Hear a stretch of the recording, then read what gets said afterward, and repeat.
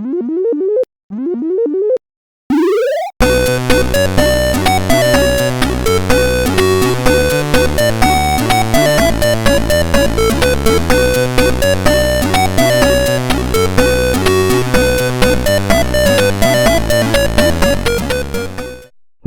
to the game. Previously on Bitchin Podcast. Andromeda sucks. Fun facts time. Fun facts! I've been waiting for this all night. Fun fact time. Fun fact number 1. Mass Effect exists because of Knights of the Old Republic. Oh. Because Lucasfilms, all that approach, and they're like, we want to have a game that's going to directly lead into like this movie and like, you know, be a part of the world. And they're like, cool. So they work on that and then decided, instead of making any sort of sequel or anything to that they wanted to do a space thing on their own and started working on what inevitably became Mass Effect. Also, another fun fact, Mordin and all the Solarians really were based off of the Greys.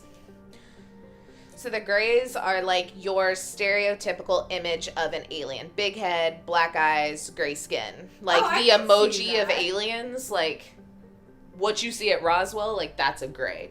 Oh, that makes sense. That actually makes a ton of sense. Which, if you think of it that way, we've been seeing all the Solarians already. Whoa. So on top of Mordin being based on the Greys, Mordin and his like demeanor and his like face and his little wrinkly skin and just like cuteness was based off of a certain aging actor. Would you like to guess who? Who is Mordin in Asian? Steve Buscemi. No.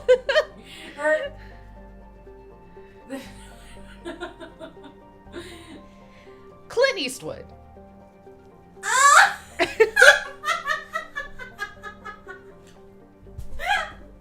Actually, pause. I'm gonna pull up a picture because it's really funny what you see them side by side. Everyone right now, look up like Mordin and Clint Eastwood. Fact, that is hilarious. I thought you would love that one. Oh my god. I gotta take a break for a second. That was so funny. He kind of looks like Buscemi too. Oh no. Just wait. Oh my god. Everyone look up this picture right now. Literally just type Mordin Clint Eastwood. Show me. And it's like the 4th picture.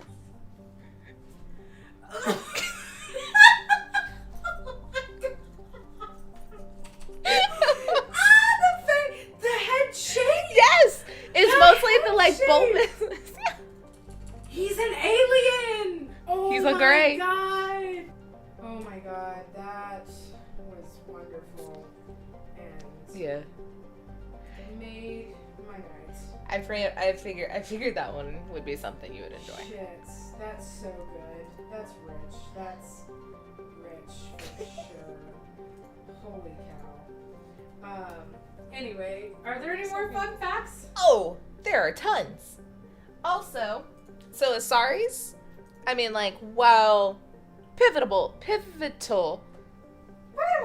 Let me do that again. Asaris, well, pivotal to the pivotal. I'm making fun of you. Anyway, Asaris are literally just like look the way they do for fan service. Just they're hot ladies. And like all the rest of the aliens are just like aliens. They needed some hot ladies. Just fan service. Hey, I appreciate it. I enjoy looking at the Asaris. They're fine. It's great, but it's like you did something so awesome as make the Solarians look like Clint Eastwood, and then it's just like Clint Eastwood is gorgeous. He is, but then it's like, we gotta put some hot babes in there because we're a bunch of dudes. Well, I mean, like Miranda too. I mean, she's literally just a perfect human woman. This is why the only way to redeem yourself is you have to play a femship. You have to. No, you can still be a male ship and just look at the hot ladies. There's nothing wrong with that. Sure. Fine. No. Do you look at hot dudes? I don't make a whole game based off the fact of I'm just. They just made one race. Garrus is hot as he's fan service for us with that gorgeous voice and the romance. He's woman fan service. Caden taking off his shirt constantly, woman fan service. Asari's fully dressed can be man's fan service. And hell, mine too. They're great. Okay, but alright. Like, I'd be a little disappointed if, like, Caden and Jacob Taylor were walking around and I never saw their cartoon abs, you know? Yeah, I mean, sure, okay. Fine. It goes both ways. It's not like it's like those horrible ones where, like, the boobs are half hanging out and they're not, like, wearing, like, skimpy outfits and high heels to run around and fight, like, battles. Like, they're still in full armor and kicking ass. I mean, but, Omega, all the strippers are, Not all of them. There's humans, too. Because all the bars and stuff. That's any bar you go to. It's going to be hot ladies serving you drinks. Unless you go to, like, whatever we decided was the male version of Hooters that I already forgot what it's called. You know that when they were making this game, they weren't thinking, oh, well, we put a race of hot ladies. There might be girls that play this game. We should put some things that, like, they weren't thinking evenly about that. They made a race of hot alien babes. Yeah. I have never seen a whole race of hot alien dudes. Oh, Turians are pretty hot. Voice-wise. Tallywhackers. That's what it was. Tallywhackers is the male version of Hooters. Oh, okay. It's in Dallas. At least one of them. Anyway, then, so, I bet everyone has probably maybe been wondering why the title of this is called Uber Violent Sex Simulator. It's because that is a direct quote from a news outlet when Mass Effect 3 came out.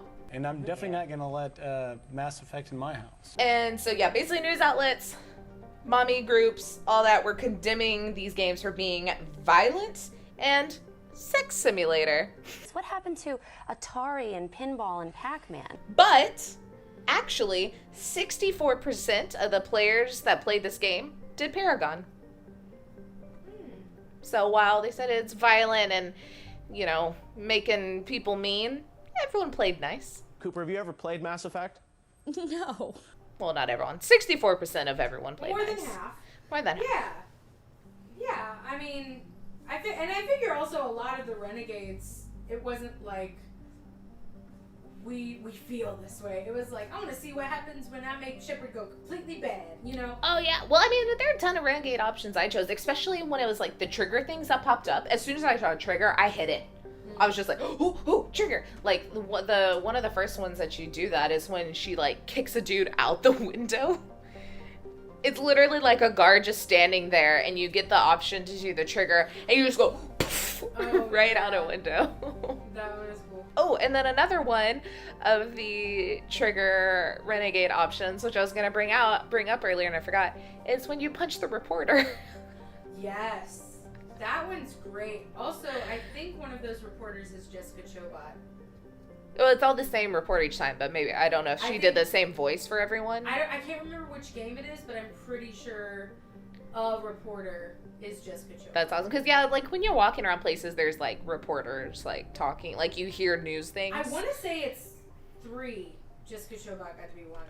Oh, Krogan Headbutt was a renegade option. Yeah. Oh, yeah. Oh, okay. She's the one that kind of goes along. She's not the one you punch. She gets to be Diana Aller. She's the one that kind of goes along with you to report about the battle and, like, be in your shit. Yeah, I just remembered her. I think you can actually, like, casual sex it up with her, too. Can you really? I think so. Oh. Didn't she come on your ship for a little while? Mm-hmm. Yeah, like, she goes along with you. Like, she's like a war reporter. Yeah. I forgot she existed, actually. But, and then I guess my last one, if you want to do all the fun facts Chris found, since they're new for me. So, I don't know if you ever came across any of these, but across all games, Shepard is not the only one getting busy. There are other romances that blossom, obviously EDI and Joker, but some others that may or may not have happened for you. On your team? Yes. So if you do not romance either Tally or Garrus, you can set them up and they will become a love interest. Whoa. Well, they'll hook up. We'll see how far it goes after that. Whoa. I mean, I kind of ship it, but I ship me first. Yeah, same. It's a second ship. Then also the engineers, Ken and Gabby, that are just like super cute that you go like gamble with and hang out with in the like the bum deck. One's like Scottish. Oh yeah. And then in the Citadel DLC, if Ashley is still alive, one, and if you are not romancing her, her and Vega will find happiness with each other. Oh, wait, so you said the two little people in the engine room. Mm-hmm. Duh. Yeah. I mean, that one's obvious, Yeah. but that's great. I'm happy about that. Yeah. And Ashley and Vega. Ooh. John Cena, a.k.a. actually Freddie Prinze Jr. Yes. Yeah. I love that. Oh my god. There's so much good voice acting in the original. Oh, yeah. So good. much. It's like another one of the things that just makes the game so good. One more thing I'm going to bring up, and then you can take it over. I wanted to talk about the dancing.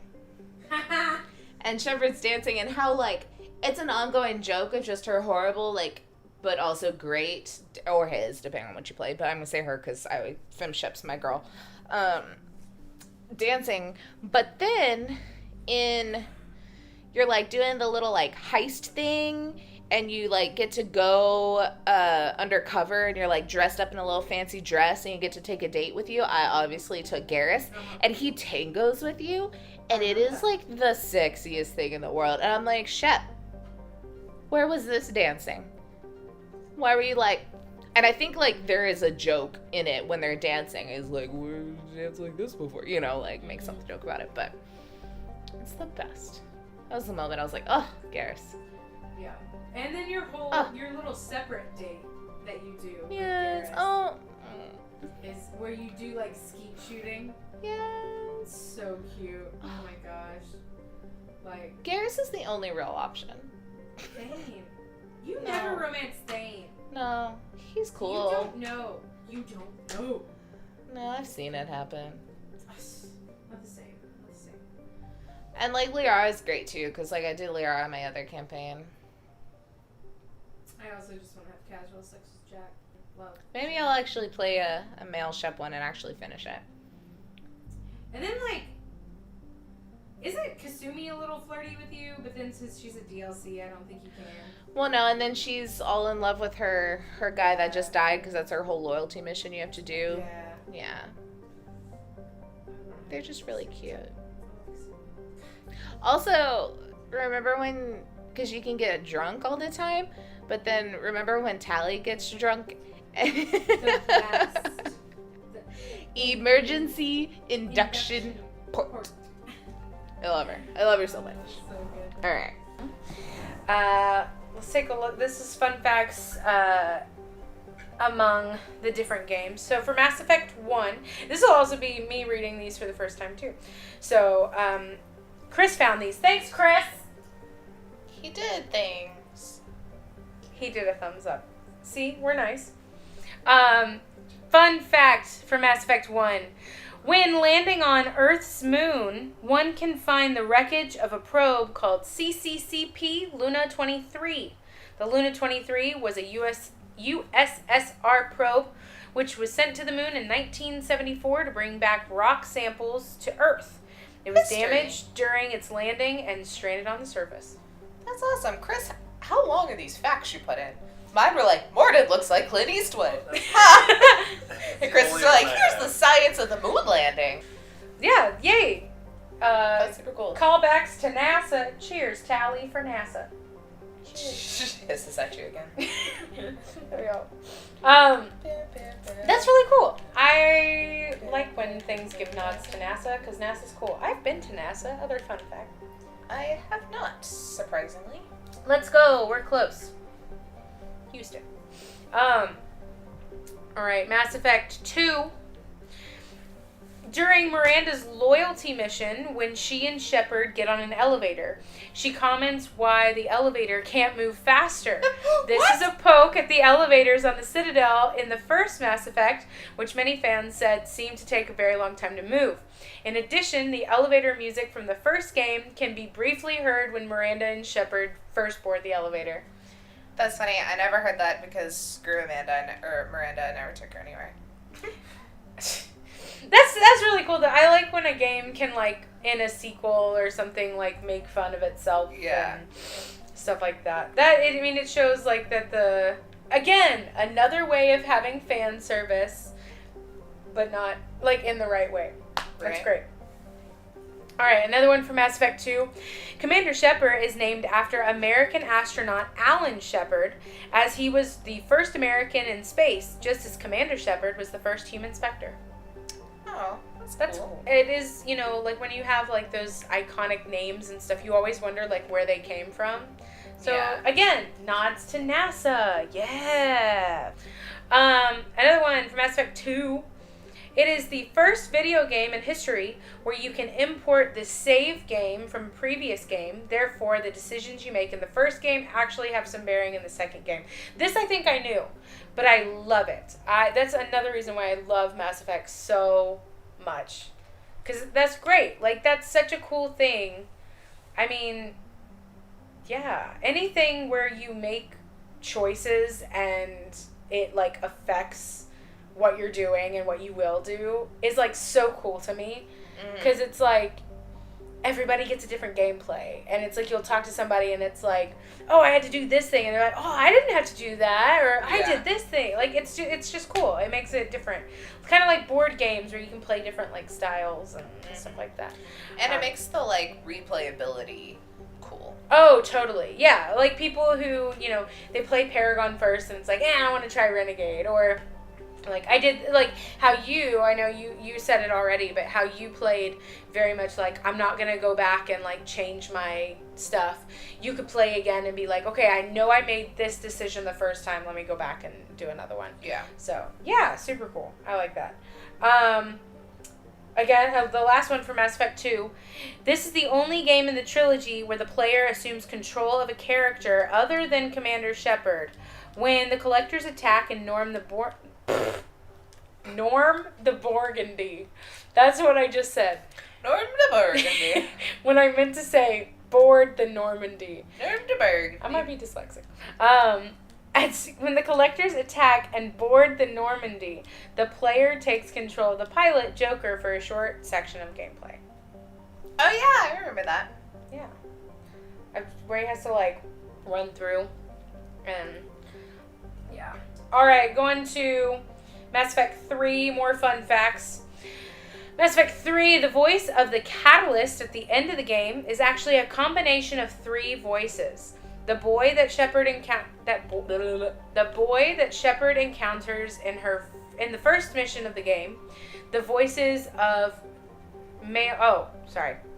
This is hard to read. Okay, so it's 3 voices. The boy that Shepard encounters in the first missions, and both the male and female voices of Shepard, Mark Meer and Jennifer Hale. Yeah, that's cool. So, fun fact. It's my turn for fun fact. Sorry, I didn't put it in there, and then I should have. The voice of male Shep, whatever you just said his name was, also Mark Meer. Thank you. He did some other voices. He did the Vorcha. Ooh. And then also the Hanar. What? What? You get like the raspy ass Vorcha, And then like like the little ghosty jellyfish voice. This one is the hero of the Citadel. the evangelical Hanar who just want to bring. What is the name of their like god, dude? I can't remember. Oh shit. The evangelical jellyfish. I love that. Alright, last one from Mass Effect 3.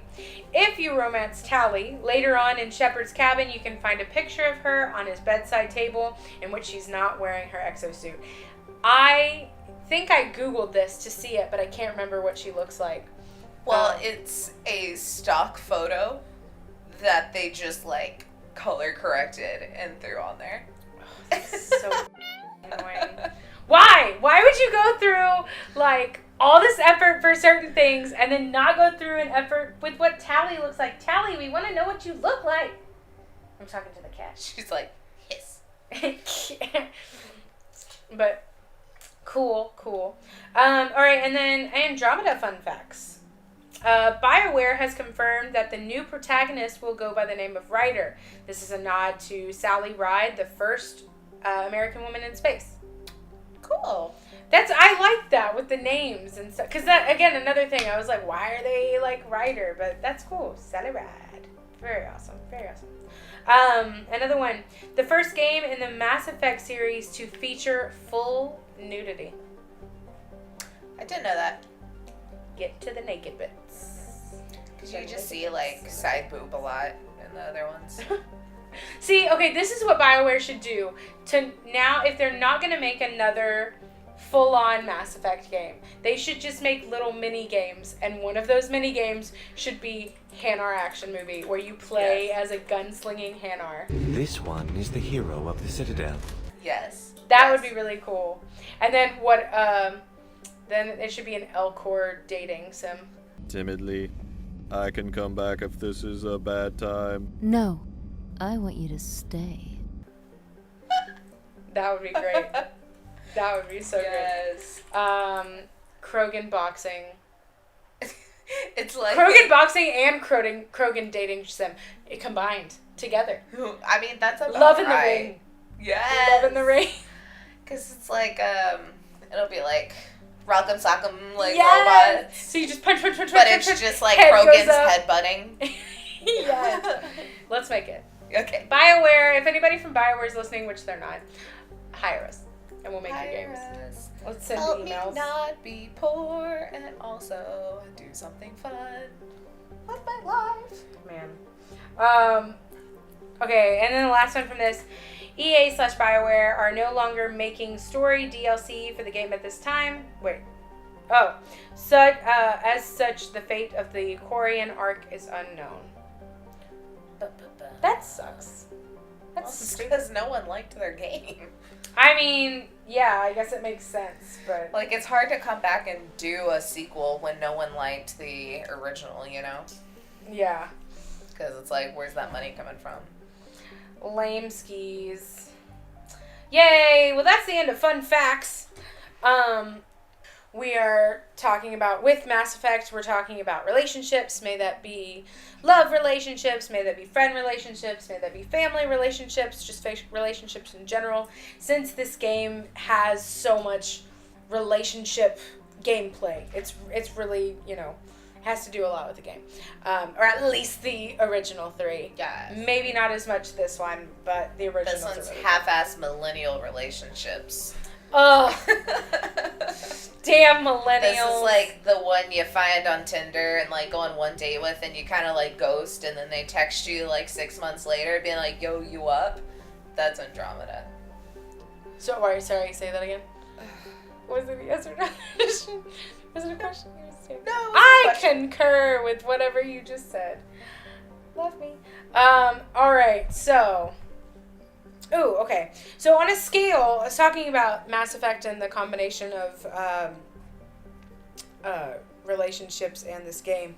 On a scale of 1 to 10, how impactful are the character relationships of this game? Not this one, currently. I want all 4. 1, 2, 3. Give a different number for each. Well, I mean, like, 1, like I said, surface level, it's like, you pick a romance, you're like, whatever, like, you have these crew members, you're like, cool, you're helping me out. Mm-hmm. Like, it's nothing really serious. And then the second game, why it's my favorite is because that's when you really grow all the relationships and you get to do the loyalty missions and mm-hmm. learn about them and have all these conversations and do all these things and build these relationships, romantic or not. And so then they, like, kind of build the game, and that's when you, like, care mm-hmm. about the people and the relationships. And then in the third one, it just continues, especially because it's, like, distance makes the heart grow fonder. And then in this one, I mean, granted, like I said, I've only played about halfway through the game, but I literally couldn't tell you any of the characters' names right now.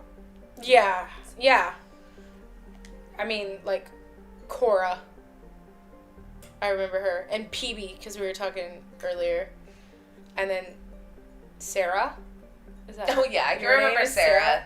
But Sarah yeah, I and don't Scott. remember any of the rest of them at all. Speaking on those numbers, I feel like, I mean, I guess they were trying in the first game when you have to choose, like, which to kill, Caden or Ashley. But I kind of wish they would have saved that for, like, the second game. Because you really don't care too much. Like, I mean, you cared because you hated Ashley. Yeah, but I hate her. like, I was like, yay, she's I mean, gone. that's clearly like why I didn't remember it because I was like, oh, I was romancing Caden. I probably kept Caden, but it's like it really wasn't super impact. You know what was impactful for me though, when they were trying to kill Rex. Oh my god, that's when I decided I hated Ashley. I mean, I knew I already hated her, but like, if you go and try to calm down Rex and you don't succeed, Ashley literally shoots him in the head. Yeah, that part impacted me so much more because I remember you telling me that and I remember freaking out because I was scared that I wasn't gonna be able to save Rex because I loved Rex. And yeah, it's just like Caden and Ashley for me were so, I mean, all the humans are very just like, other than Shepard. All the humans are just kind of for me. Other than Jack. Jack too. Jack also. And Kasumi. Is Kasumi a human? Kasumi's a human. Okay. I say all the humans before I think about all the humans. But, like, all the really close humans to you. I think the only... Because, like...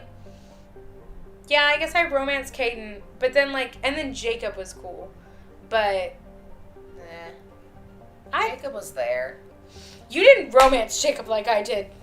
No, because he had, like, a lady and a child and stuff. I was so like, romanced. let you live your life. You're just like a vanilla character. I romanced him until... He was a good flirter, though. I don't know. I tried flirting with him, and then I was like, ugh. He was like there. He was kind of a good flirter. Later on, he was kind of a good flirter. I remember that. So how do you feel about the fact that it is just you are romancing NPCs? Like it's just this computer-made thingamajiggy, and you're just doing all these like romances, and you're romancing NPCs. How do you feel about that? Yeah, I'm fine with it. Is it? It's just like any other role-play game you play. I mean, it's just a part of the world. Yeah, I Some guess... human put those emotions in there, so somewhere deep down, I'm romancing a writer. okay. I guess I'm thinking, like, the... Kind of, like, a counter to this is, like if you're playing, like, D&D or something. Mm-hmm. And it's, like... If your characters are, like, romancing, like, you see that person, like, right there. Not that you're, like, falling for that. I mean, maybe some people do. But it's, like, not that you're falling for the person that's, like, running it. But it's, like, there's a person. Like, you know that person is puppeteering that character. And you're puppeteering your character.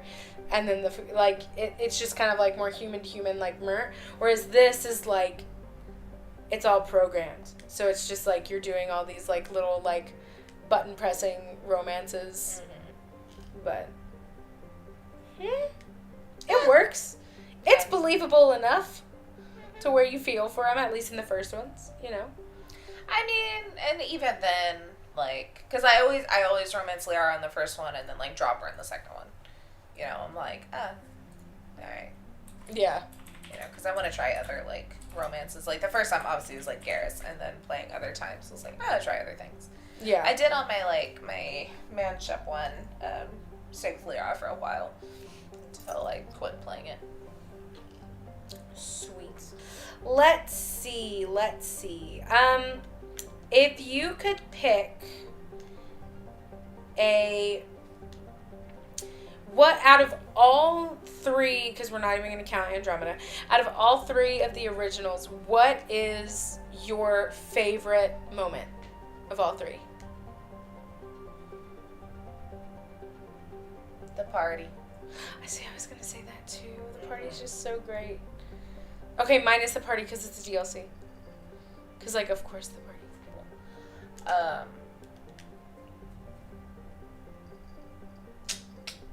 I don't know. There's just too many good ones. I also like the whole part, me personally, one of my favorite parts was the Archangel missions. And finding out that Garrus is alive and that he's Archangel, that was all really cool. There was actually, I remember back in university, there was, I found, there was a guy that was making, he was animating, and it was all like animation, like based off of actual gameplay, so it looked pretty realistic. But he was animating like an Archangel mini. I don't think it was a mini series. I think it was just like a mini movie for YouTube, and I almost did voice acting for it. Nice. Yeah, but I didn't have a good enough mic, so I didn't. But I remember that. I remember when they were doing that. I still, someday when I have money, a video of Arya taking over Omega and becoming the like badass boss queen that she is. I still want to do the video that we thought about where to that How to Be a Heartbreaker remix, where Shepard going through. Do you remember talking about this? How to Be a Heartbreaker by Marina and the Diamonds, and it's like a remix, and it's really like house beaty and stuff like that, and Shepard like walking into Omega with like Arya like being all like badass and stuff. No, that was supposed to just be Arya taking over Omega. That's the one. Oh, I thought we did there was a different one, because there was one that was like her taking over, but then when there was another one that was like that envy. I just remember the one about Arya being a badass taking over Omega. Because I thought we had two. Maybe it was one. Maybe it's like a flashback. Maybe. Because I remember we wanted to have Shepard in there because you cosplayed that armor. Oh yeah, I threw it away. So. Wah, wah, wah, wah. Did you ever read any of the books or comics? No, and I need to. I have no money. Oh, I got them all for free. Oh! You can just find them on the internet. Okay. Yeah, because I read all the comics, and then I read the Elusive Man book. Oh, which also, the Elusive Man, like, yeah, he's probably my favorite villain. He's, definitely. Yeah. Definitely He's cool. my favorite villain. He's really neat. You hate him, but he's cool. And he's also voiced by, what's his name? Baldwin brother. No. Anyone in the Baldwin No, brothers? he's,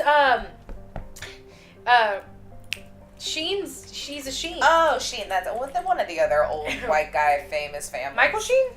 Yeah, maybe. I don't know. Something like that. Martin Sheen. Maybe Martin. He's in the West Wing. He plays the president in the West Wing. Martin Sheen. Thank you. Now, serious questions. Taylor, Yes. are you ready for the serious questions? Yes. Which alien race is the best of sex? Like, I want to say Turian because Garrus, but they're just like, they look really pokey and uncomfortable. I feel like that would be really painful. Like, Yeah. IRL, they don't look soft. But I'm going to have to say with 100% confidence, Asari. Because they do mind shit. They got that mind shit, yeah. Yeah. They do the mind melding. Not the Krogan? I would be more painful than the Turians. Not the Hanar? I don't know. They also do mind stuff. I mean, Hanar's basically just hentai, so.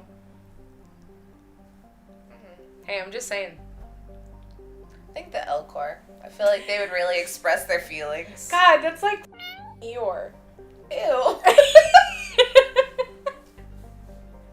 Can't be friends anymore. Bye. Get out of my house.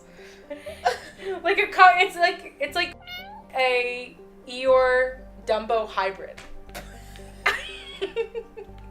It's getting worse. Take the wine away. Just kidding. Never take the wine away.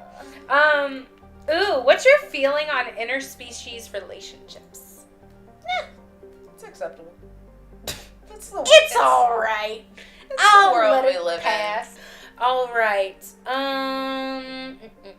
Ooh, if you could pick a race, like which race would you want to be if you could choose your race from a Mass Effect race? Also, still sorry. Like, they live forever. They're, like, smart as they're hot as like, I'm in. I don't know. I think being Turian would be kind of cool. Turians are badass. Even, like, the female. There's female Turians in this one, right? Yeah, I remember the female Turian, I think in 2 or 3, I wanted to ship Garrus with, but he was mine. But she was a badass. I got a biscuit. I'm trying to think if there's other... What if you just said, I just want to be human. I just want to be a human. Oh my god! Quit attacking your cat. Oh! Ah! Taylor is now speaking cat. Okay, so now getting into actual relationship questions. This is getting serious, Tay. So Can no you put more Mass your Effect? cat down. Well, we just went through all the Mass Effect. This can kind of go over too. It can go over. So, if someone asked you, get out of the candy. If someone asked you, what is the key to a healthy relationship? May that be friend, family, or romantic. What would you say? Trust. Why? Because you can't, like, be yourself if you don't trust someone. Because you're always on guard, and it's just, like, surface level. Like, that's when it's the point that you're, like, I can be myself. I can have, like, legit conversations. Because if you don't know anyone enough to trust them, it's just, like, at surface level. Is that okay? Yeah. Okay. I was waiting for you to ask it back. Oh, okay. I thought you were wanting me to say more, and I was like, that's all I have. So, Blair, what about you? Thanks for asking, Tay. I agree with that. I also say, just like, I don't know how to, like, I want to say openness, but not. And this is kind of along the lines of trust a little bit. Some of these can be like blurred lines, but I guess like I would say like open communication, if that's it. So I feel like there's like a lot of like where I look back and see like friendships or relationships that have like gone wrong for me. Excuse me. Oh my gosh, I'm burping because of wine. Don't die. From burps. Yeah. But it's been because of like maybe one person felt some way and the other one didn't know about it because there was no communication about it, or you know, somebody just held something in for like so long. It's like having like open communication, and that goes along with trust, because you got to be able to trust that person to get to that point. But yes, good answers. What's your longest friendship? Of how many years? Probably, let me count years. Hold on. What year is it now? 2018? Yep. Probably 12. 12 years? 12 years. Annie and Amber. Because we started like being friends like end of middle school, early high school. Yeah. I think I have two. One from, and yours are actually like you're still really close with them. I would say like one that I'm really close with would be Emily from second grade. So what is that shit? That's like a long time ago. That's many years. What is that? Second grade? How old are you when you're in second grade? 7? 8? 9? 10? I'd say like 8 or 9, because like you start like kindergarten at like 5, 6, and then first is 6, 7. Okay. So I'll just say 7. It's about 7. 7? Okay. Thanks for the Google check. So 7, what am I, 25 now? Quick math, somebody do it. 18 years? Yeah, I would say 18 years. But then I do have a friend that that I've known from like before, not preschool, but even before that, we like, we were like, had the same nanny. And like I went to drinks with her and my mom and her mom right before I moved out here. But we haven't been super connected all these years. So I would say Emily is longest of 18.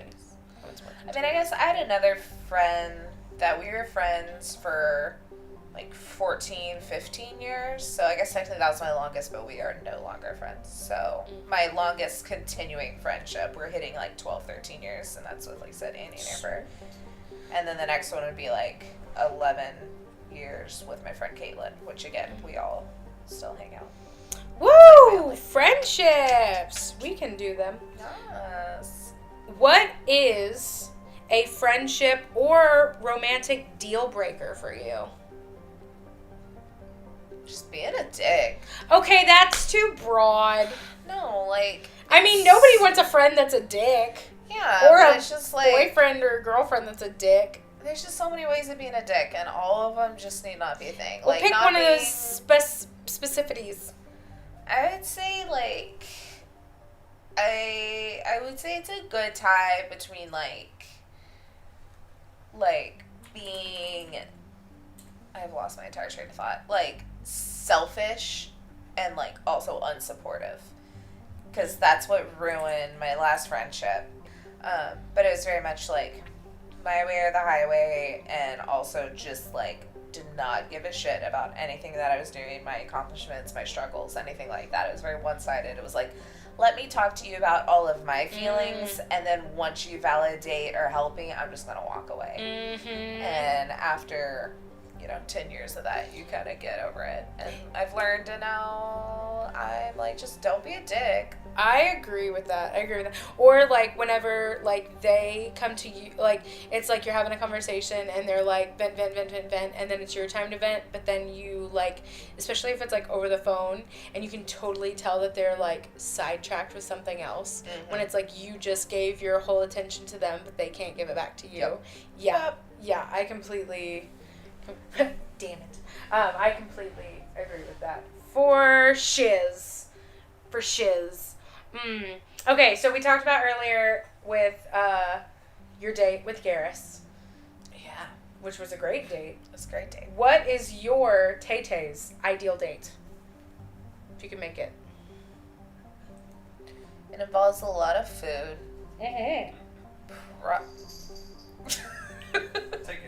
Excuse me?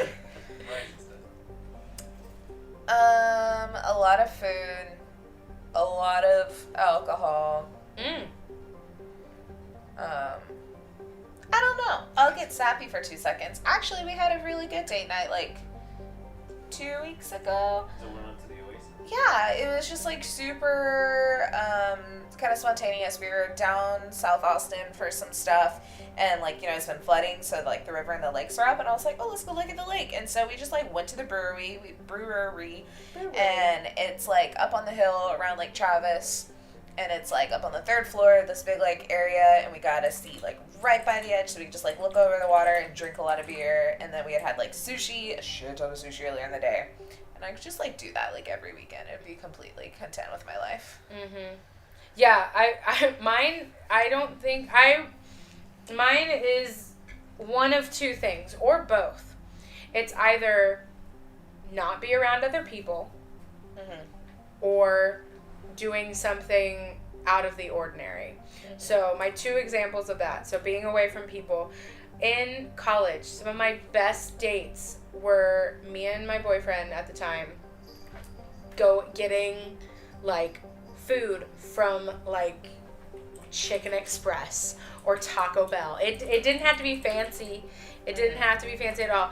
We would just get that, and then we'd get in his truck, and we'd go drive by the river, and then we'd just go sit and, like, eat food and talk and hang out, and then go sit in his tailgate and, like, look at stars and stuff like that. Make out. Do that date stuff.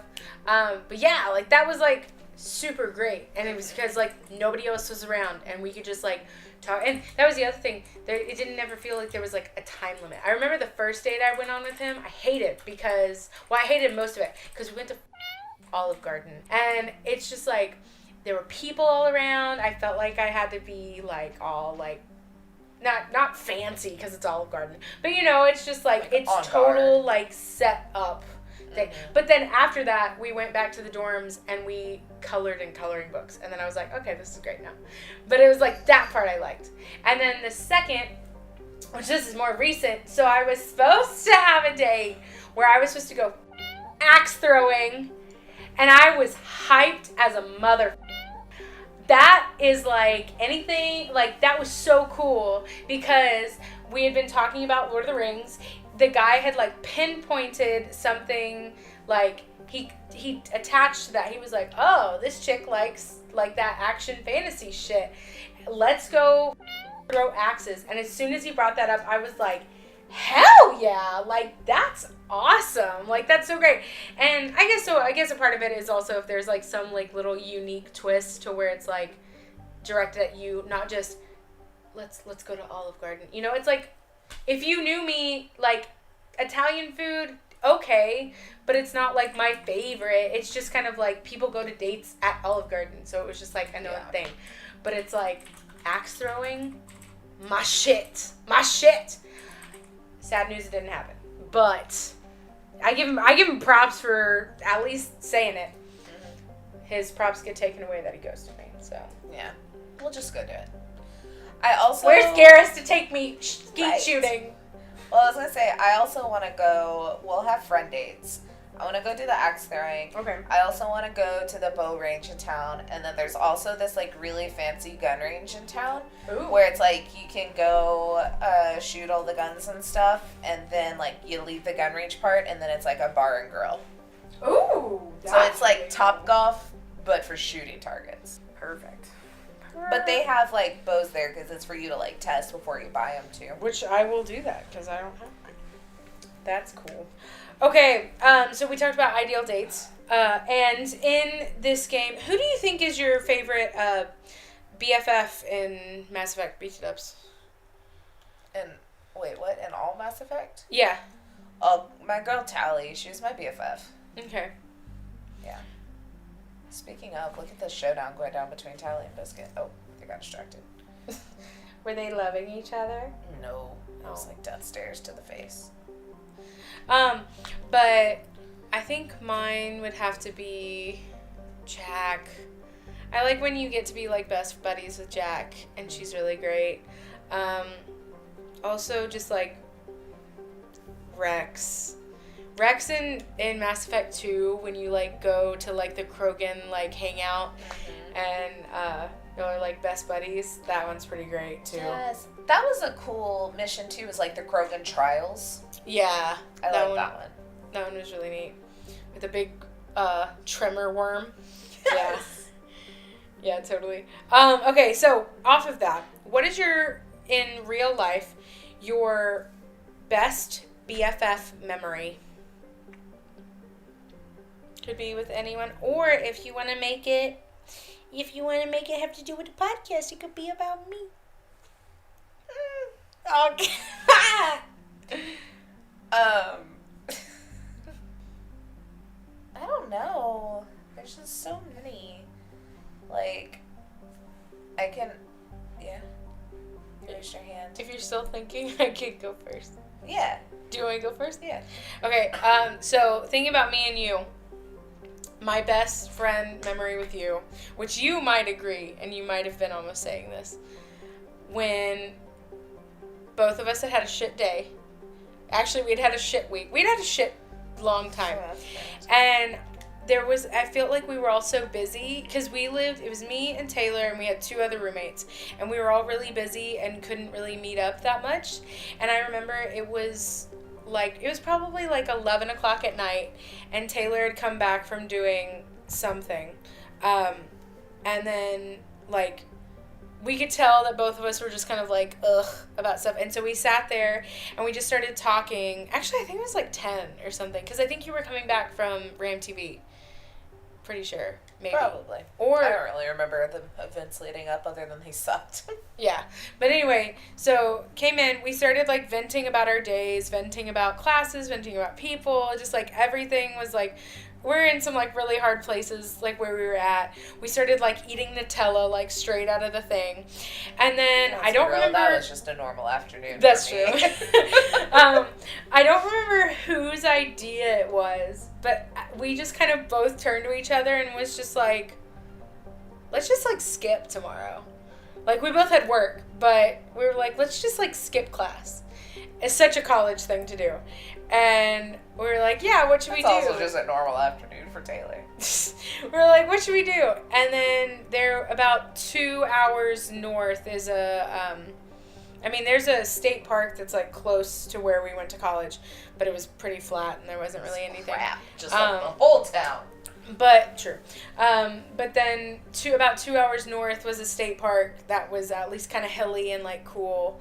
And so we decided this was like 3 a.m. when we were deciding this. We decided to wake up 3 hours later at 6 a.m., get ready, get in the car, drive 2 hours north, and go hike around the state park for the day. We took a packed lunch. We listened to music on our... I remember Did we get Lunchables? Yeah, I think we did. I think we got Lunchables. I remember listening to a lot of Lorde. We listened to a lot of Lorde. We were just like jamming out to music. We climbed trees. We just like walked around this state park, and I remember there was like nobody there because it was also midweek. It was like a Wednesday. It was like a Wednesday. It was really it was Texas cold. No, the lake was frozen. It was real cold. Oh, that's right. Okay, Yeah. so it was actually cold. I remember there's pictures. Awful pictures, but good pictures for the memories, but I look awful. Oh yeah, no, we were garbage. We literally like woke up, rolled out of bed, and put on like 2 hours. Because we'd only had like 3 hours of sleep. Yeah. By that point. No, because I remember we were walking by the lake, and then I went to throw a rock in it, and then it did that little like thing where it skids and it makes that weird echoey noise, and we're like, yeah, like thing. I remember we talked about that noise. Yeah.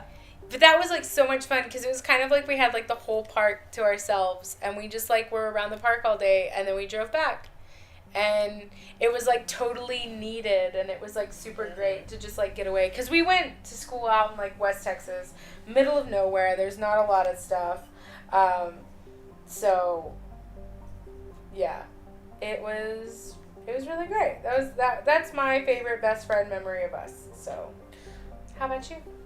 And also, like, I think mine, kind of along with that, and, like, kind of along the same lines, is when, we would... Me and Annie. You just go off, not about me. Yeah, along the same lines. So, Annie and I, one time... Love you, Annie. Same things. Would just be when we would go out and, paint fences, but then really just, like, screw around for, like, 4 hours. Yes, and we got paid for that. Yeah. So my out in West Texas, my family owns a ranch. I'm from Texas, y'all. And what we were paid to do was go out there and shave down, like take like wire brushes, shave off the rust buildup, and then paint these cattle fences. And yeah, I like hired all my friends because at first it was just me, and then I was like, hey, can other people come? And they were like, my family's just like, yeah, come on. Because they're rich. We're just hell. And so, yeah, we would just go out and paint fences. And yeah, I remember there was time. It was like, we would like paint fences for 30 minutes and be like, want to take a break? It's like, yeah, let's go take a break. And then we go up to the house and your cousin would have like pie and food and lunch and like hot chocolate with ice cream. And yeah. It was Dude, the best. there were sometimes that I would like go by myself too. And then I would just like, that barn that was like by there, I would just go like footloose, have like a footloose party in my barn and just like go dance to like my iPod and stuff like that for like breaks. That was like the best job ever. And I remember my parents were so mad. They always were like, get a real job. And I was like, why would I get a real job? Right. Because this is the best thing ever. But yeah, no, we did work. We painted a shit ton of fence. We did paint a shit ton of fence. But yeah, that was always great. Oh, I'm glad that you liked that. I'm glad that was one of your favorites. So and then Cowboy and Lambert. Oh, man, I love that ranch. I want to go back to that. We're close-ish. No. Like 4 hours. Oh, I guess we're as close as No. I was back home. Never mind, we're not close. We ain't close. Actually, more than 4 hours. So it takes me 4 hours just to get to my mom, which is closer in San Angelo. Oh shit. All right. It takes you 4 hours to get to your mom from here. It's 4 hours to Johnson. No, they're not in Johnson. No, they're not Johnson. They're out between, like Sonora. Really? I did not think it was that long. Huh. That time that we drove back, it was that long? Really? Whoa, spatial awareness. I mean, it's not that bad if there's no Austin traffic, but when you have to go all the way down Mopac and then 290 out that direction, you always get stuck in Austin for an hour in itself. I guess that's true. Okay, what is your, this is going to be a hard question. Are you ready? Are you ready for this? Yeah. What is your top OTP? Alright, I have a follow-up question. What does OTP mean?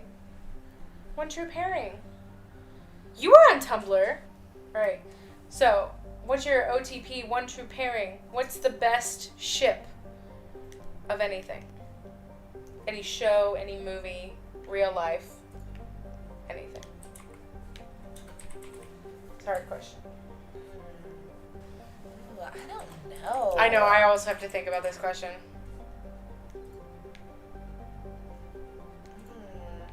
I don't know. What's yours? I just said I have to think about this question. Oh, I thought you said you always have to, like you had one. No. Ooh. Oh. This is gonna be like a really, like, white girl basic answer. But it's for some reason the first one that popped into my head. Marshall and Lily from How I Met Your Mother. Oh, they are good. They were just like so perfect and there just like was a lot of shit that happened, but they were always like really perfect. I don't know. I really liked them, and they were like super cute, and I liked both of those characters. I'm trying to think of other ones. Let's just say, actually, well, you don't have to do your number one. Let's just think of some good OTPs that you can think about.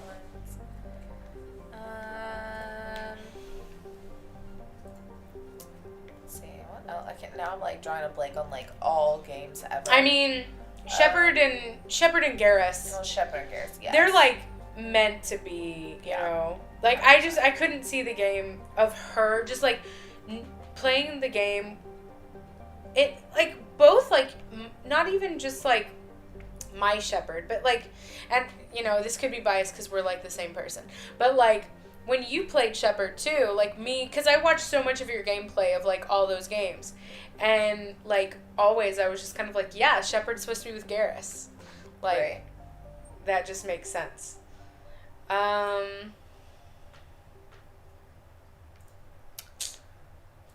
and Hermione.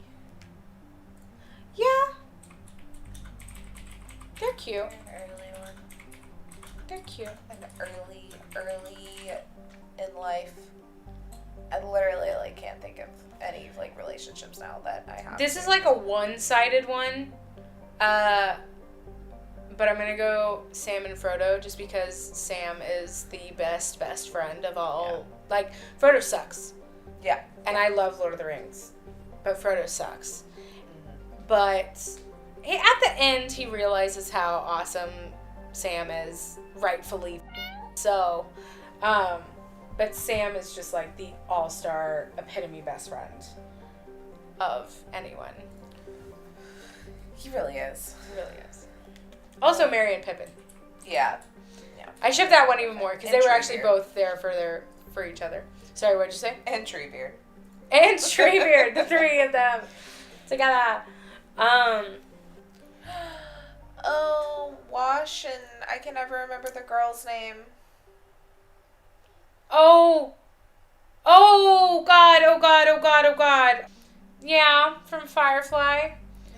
What is her name? What we're talking about. Wash and Zoe. Zoe. Wash and Zoe. Oh my gosh, yes. Fantastic. Oh, they were so perfect. a bro TP, which is like a bromance. I just like Thor and the Hulk. Yes. I can't think of any more. I know. I'm like really drawn a blank. Which is, I'm trying to like go through like all my fandoms and think of stuff. What was the movie that you keep talking about that I haven't seen that you're like, it's just the best romance movie ever? It was like a Redbox movie that you had. It's not really, but it is. I think we watched it together. What is it? Pompeii. Oh my god! With Jon Snow and that other gladiator dude. Yes! And they like... Because like, the girl in that movie, I remember we did watch that movie. We're like, this whole movie is about this bromance. That is so true. Because yeah, he was like kind of with the girl, but that bromance though. But yeah, no, Pompeii is the best bromance movie of the century. That's hilarious. I still haven't seen it. We've got it. For some reason. You own Pompeii? Yeah. That's funny. Oh, another bromance. Legolas and Gimli. Just like listing all of the characters in Lord of the Rings. They're my favorite movies. I just know. think about it a lot. And I was thinking about it earlier today. I was having a panic attack in my car, and I was like, I just want to watch Lord of the Rings right now. That's what happened. Oh, is that what you texted me? Yeah. Say, I want to watch Lord of the Rings. Because I was like, I basically all day I've been thinking about like my finances. This is where we get into that quarter life crisis shit that we talked about the first episode. I was just like thinking about all my finances and like planning out how much money I'm projected to make in the next month, and then started crying because it's so not good. Oh yeah, no, I only have like $100 for the next 2 weeks, so I feel you, girl. Yeah, and so then I messaged you. I was like trying, because I was in like bumper to bumper traffic, and I feel like it's really embarrassing when you're like sobbing in bumper to bumper traffic, but it always happens. Yeah. People of Austin get it. But then I just messaged you and I was like, can we please have our Lord of the Rings marathon? Yes. Because I was thinking about it. I was like, I just need hope. What do I watch or what do I do to give me hope? Watch Lord of the Rings. Yeah. That is my go-to. Okay, sad moment over. What was I going to say? Oh, okay. So kind of has to do with Mass Effect, because you have all these like romantic options with people that you technically work with, quote unquote. What do you think about working with your significant other? Well, that's how Chris and I met, so I'm fine with Apparently it. you're positive. But I also did not live with him at the same time. I feel like if now living with him and then also working with him, I would have murdered him by now. You would have what? Murdered him by now. Well, I mean, I think that goes into like just being around somebody all the time. Because like, time. because you know, like work, there's so much stuff that goes on with work. You know, if you work with somebody and you live with somebody, it's like taking the work home with you. You know, like even if you don't want it to, because I feel like part of it's also like you look at that person and then you just think about work. So it just kind of like builds a negative like stigma for stuff. Like I was, I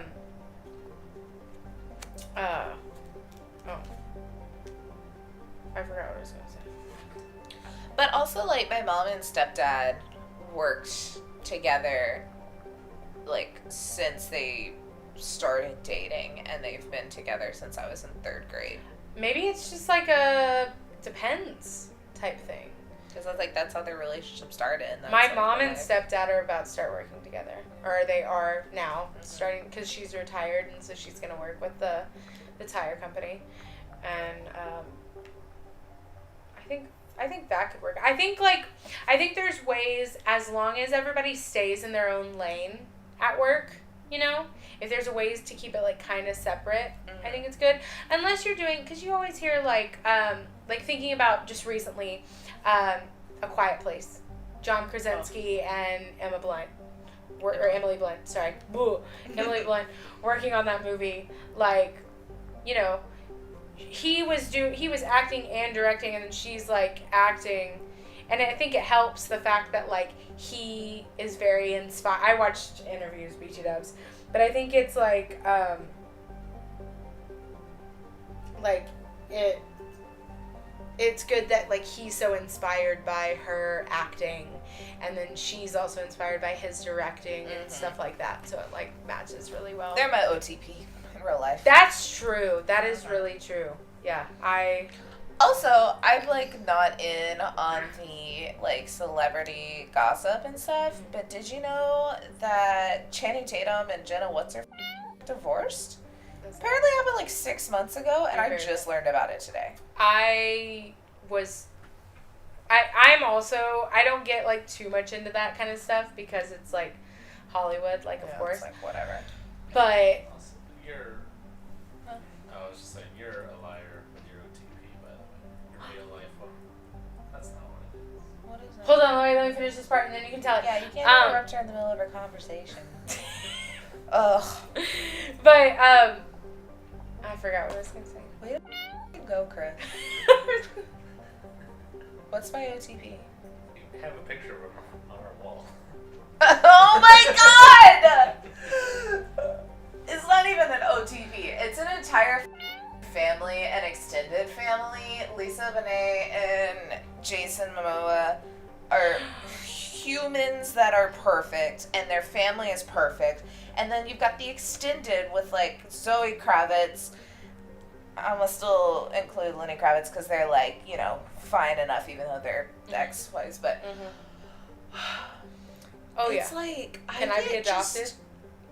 Right. But then I want to date Jason Momoa. Jason Momoa, and I'm like, you're the most gorgeous human to ever walk this earth. But I never want to ruin that relationship, so I can't even, like, shit myself with them. Because I'm like, no, y'all are perfect. Like, y'all need to stay together forever. I want to be your best friends. And, marry like, your son. He is, like, 3, so no. When he gets older. I can marry Zoe. Huh? I can marry Zoe Kravitz. Oh, That's, like, yeah. best of both worlds. Dude, she just did, like, this Kravitz. really gorgeous, like, nude cover of some magazine. I follow her on Instagram. Oh, no, I do too. I saw it. Yeah. Because, It I was love really them. pretty. I follow them all because it is the perfect family. I don't think I follow the wife. Do it. God, they're perfect. They're perfect. We found Taylor's OTP. Yeah, I could also talk like 20 years about that. That Mass Effect, man. Hit me up. I'll talk to you all day. Just Mass Effect. That's what this should have been. Just Mass Effect and Jason Momoa. That's what I'm going to call the episode when we upload it. Uber Violence, Sex Simulator, and Jason Momoa. Ooh. Clickbait. This was definitely a very broad topic. We could definitely come back to relationships in, like, another one because it's so broad. I was thinking about this earlier. You know, we could break it down and do something like online dating, or break it down and do just, like, romantic relationships, or just, I mean, there's one that we want to do about making friends as an adult, you know, like, so we can definitely come back and do other types of stuff. So I think this is a good, like, opener, pretty roundabout way. Taylor didn't really get to fight anything. Nope, I hate this game. But recap. Taylor hates this game. I don't like it. Can we also talk about something that we haven't talked about, but I love with this game? Yeah. Omniblade. Oh, yeah, you have on the other one, too. If you do Soldier. No, I know. I'm talking about Mass Effect World in general. Oh, okay. Yeah. I love the Omniblade. Like, just like the entire Omni tool. It's so cool. That's true. I just like this cool little orange gadget that just, like, out of your hand or your arm bracelet, whatever, and stabs people. Other recaps. Oh, wait. On the Omni tool. Oh, Have you seen... someone on Etsy, I think, was making them for a while, and I want one. It's an Omni tool ring, and it looks like the little Omni blade, but it's like a little orange ring. Yeah, I want it so bad. So bad, but I was like a poor folk. I yawned, but I was actually very excited about that. That is awesome. I want that. Can we get those for each other for Christmas? Oh my god, yes. Best friend rings? Yes. Perfect. You heard it here, folks. Tay-Tay and I are getting best friend Omni tool ring. Well, yeah, so I think we covered quite a bit of ground. This Probably episode... too much. I'm going to apologize. We're going to have to cut out like 2 hours. This episode's going to be a bitch show. We might have a part 1 and a part 2. Ooh, good plan. Yeah. Do you still want to play? No, I want to go to sleep. Oh, I never want to play this again. But I will. I'm gonna finish it. I'm gonna do it this time.